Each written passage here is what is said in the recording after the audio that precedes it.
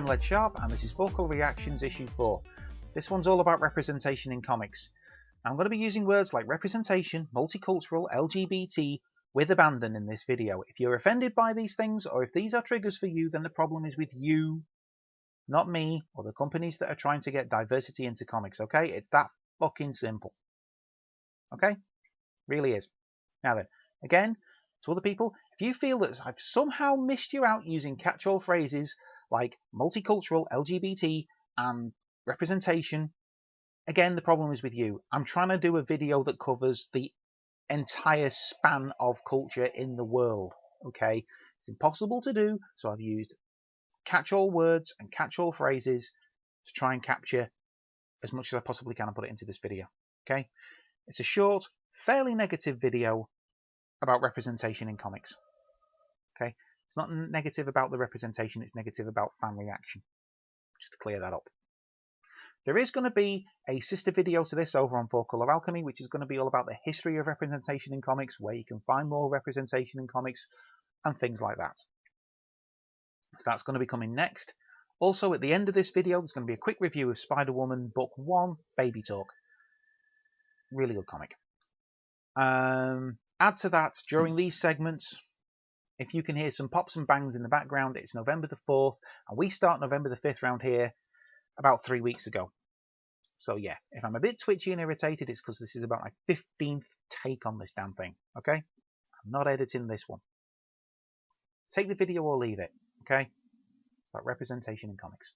Representation in comics used to be fucking woeful. It's still not quite where it should be, but that's less to do with the efforts of the big two and more to do with the mewling minority of fantards that infest this geekdom with their idiot views and their megaphones.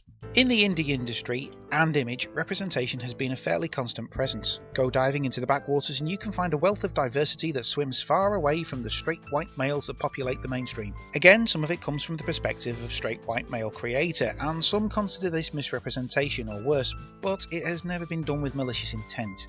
When the aforementioned big two dive into diversity, then there's a problem. There's several in fact, but there's not one of them that's to do with DC and Marvel's progress with representation, other than maybe the time it's taken them to get this far. Greg Rucka has recently confirmed what everyone with an ounce of common sense already knew, that Wonder Woman is queer. Further reading reveals she's bisexual, and it makes perfect sense. She was created by a bondage-loving polygamist who had her live on an island populated entirely by women. Batwoman has recently been recreated as a lesbian. Marvel has a smattering of gay and lesbian characters, and they are all pretty damn good. Black, Asian, multicultural in general is also getting the greater representation, as well as straightforward gender equality. And it's all stepped towards a fully rounded, increasingly realistic, as far as a universe where people fly about in tights goes, universe. That alone is a good reason for multicultural LGBT representation, but it also increases your creative gene pool and helps the industry reach out to a potential audience that may have felt alienated by a lack of characters and situations that they could empathise with. Here comes the first real problem. Comic readers are a huge, diverse crowd. 95% of them are wonderful, warm-hearted and embrace change as a means of remaining invested in the comics they love. The problem is they are also migratory.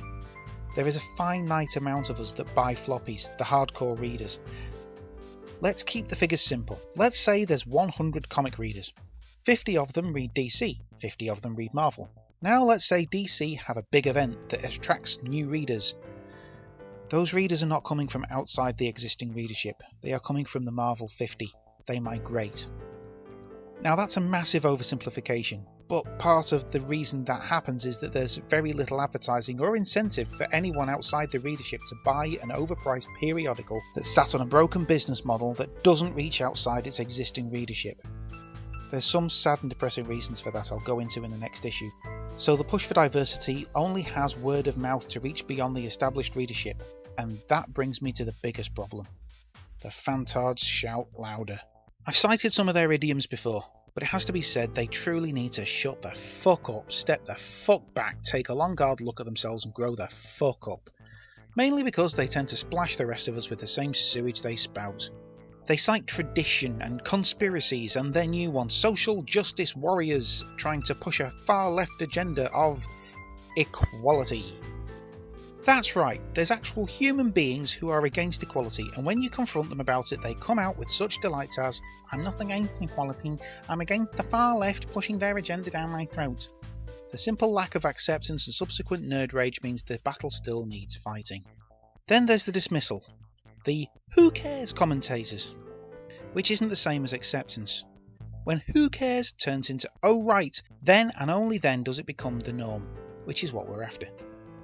I'm not going into the whole "but it's not normal, natural, God's will" shite because it's barely worth acknowledging in this sentence, other than to say broaden your knowledge and experience and stop thinking your static and narrow worldview is the only one. We live in a world of wonders, jam-packed full of different types of all sorts, and most of us just want to get on, with each other as well as our lives, in relative peace. We encounter many different forms of adversity simply trying to live a normal life. If reading about characters that might share our adversities not only helps us, but increases the readership and broadens the creative scope of a pair of companies that have only dipped a toe into the mix over the past 80 years, then that is nothing but a good thing. I know a lot of Phantasm are just young, many shout loud because the internet is their megaphone. All they need to do is grow and learn. Diversity, multicultural equality, and all that comes with it are not bad things. It's that simple. So there you go. The more you add to comics, the better they're going to be. The more the big two add diversity to their line, the better they're going to be, and the more likely we are of getting readers from outside the existing readership, which we need in order to survive. Okay, there are other things, like I said in the video about broken business models. Floppies need to go, and that's going to be the next reaction video. Okay, there's going to be people out there that go, "No, we need floppy comics." No, we don't. No, we don't. But floppy comics are the things that keep comic creators in business. They don't have to. Novelists manage perfectly well. They produce, I don't know, 1, maybe 2 books a year, and they survive fine. Why can't we produce a trade a year off the same work and get a pay slip that covers that, and people just learn to control the money better? Stop thinking that floppies are a good business model. Anyway, on a lighter note, Spider-Woman, Book 1, Baby Talk, by Dennis Hopeless and Xavier Rodriguez. Relevant to this video because I have literally finished reading that about half an hour ago. And it covers gender equality brilliantly. It also has the only pregnant lead protagonist I've known in comics, specifically the mainstream comics. If anybody knows another one, let me know. I mean, in Marvel or DC, a pregnant lead protagonist. Let me know in the comment section, because I'd be genuinely interested to know if anybody's ever done this before.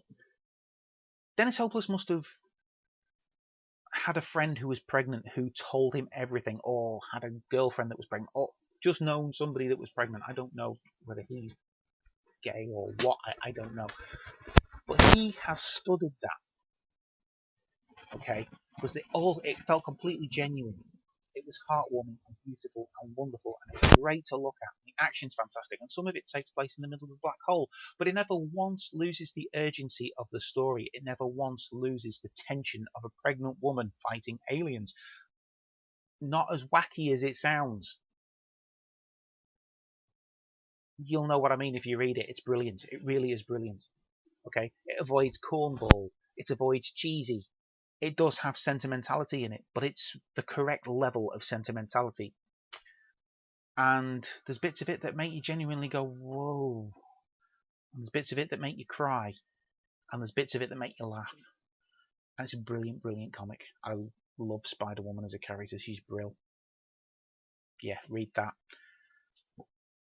I've also just finished reading The Unworthy Thor, issue 1, by Jason Aaron and Olivia Coipel. That's absolutely brilliant as well. Not a great example for this issue of vocal reactions because it's about a straight white male, but it's still a good comic. Go out and try it. It represents a straight white male.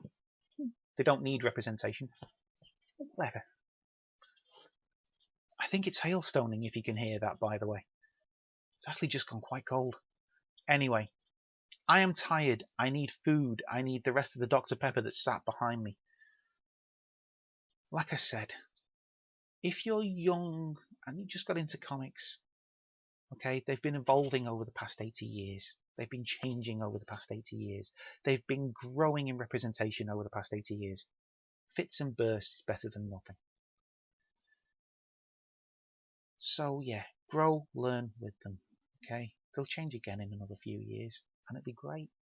Great stories. Go with it. I'm tired.